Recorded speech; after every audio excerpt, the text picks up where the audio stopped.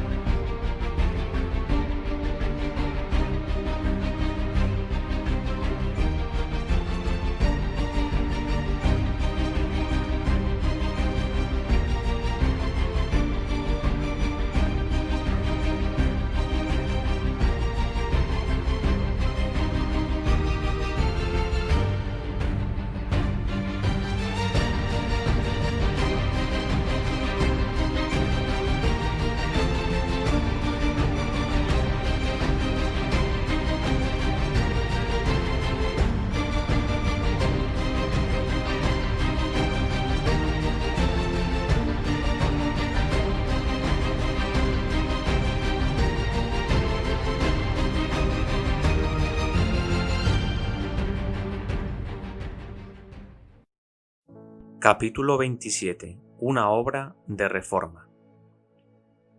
La obra de reforma tocante al sábado, que debía cumplirse en los últimos días, está predicha en la profecía de Isaías 56. Así dice Yahvé: velad por la equidad y practicad la justicia, que mi salvación está para llegar y mi justicia para manifestarse. Dichoso el mortal que tal haga, el hombre que persevere en ello, guardándose de profanar el sábado, guardando su mano de hacer nada malo. En cuanto a los extranjeros adheridos a Yahvé para su ministerio, para amar el nombre de Yahvé y para ser sus siervos, a todo aquel que guarda el sábado sin profanarlo, y a los que se mantienen firmes en mi alianza, yo los traeré a mi monte santo y los alegraré en mi casa de oración. Cuando el día de reposo fue cambiado por el poder papal, se le quitó el sello a la ley. Los discípulos de Jesús están llamados a restablecerlo por medio de la exaltación del sábado del cuarto mandamiento a su lugar legítimo como institución conmemorativa del Creador y signo de su autoridad. Santificado por el reposo y la bendición del Creador, el sábado fue guardado por Adán en su inocencia en el santo Edén. Por Adán, caído pero arrepentido, después que fuera arrojado de su feliz morada. Fue guardado por todos los patriarcas desde Abel hasta el justo Noé, hasta Abraham y hasta Jacob. Cuando el pueblo escogido estaba en la esclavitud de Egipto, muchos, en medio de la idolatría imperante, perdieron su conocimiento de la ley de Dios. Pero cuando el Señor libró a Israel, proclamó su ley con terrible majestad a la multitud, reunida para que todos conociesen su voluntad y lo temiesen y obedeciesen para siempre. Desde aquel día hasta hoy se ha preservado el conocimiento de la ley de Dios en la tierra y se ha guardado el sábado del cuarto mandamiento. A pesar de que el hombre de pecado tuvo éxito en pisotear el día santo de Dios, hubo, aun en el periodo de su supremacía, almas fieles escondidas en lugares secretos que supieron honrarlo. Desde la Reforma ha habido en cada generación algunos que mantuvieron su observancia. Aunque a menudo lo fue en medio de oprobios y persecuciones, siempre se rindió un testimonio constante a la perpetuidad de la ley de Dios y a la obligación sagrada del sábado de la creación. Estas verdades, tal cual están presentadas en Apocalipsis 14 en relación con el Evangelio eterno, serán lo que distinga a la Iglesia de Cristo cuando Él aparezca. Pues como resultado del triple mensaje se dice: aquí están los que guardan los mandamientos de Dios y la fe de Jesús. Y este es el último mensaje que se ha de dar antes que venga el Señor. ¿Qué puede esperar hacer un pequeño grupo de observadores del séptimo día contra todo el mundo que guarda el domingo? Con argumentos semejantes, los judíos procuraron justificar su rechazo de Cristo. El fundamento del sábado no fue ordenado por ninguna autoridad humana, ni descansa sobre ninguna tradición humana. Fue establecida por el Anciano de Días y ordenada por su palabra eterna. Cuando se llamó la atención de la gente a la reforma tocante al sábado, los ministros populares pervirtieron la palabra de Dios. Colocaron ciertas interpretaciones sobre su testimonio que mejor aquietarían a las mentes inquisitivas. y los que no investigaron las escrituras por sí mismos se contentaron con aceptar las conclusiones que concordaban con sus deseos.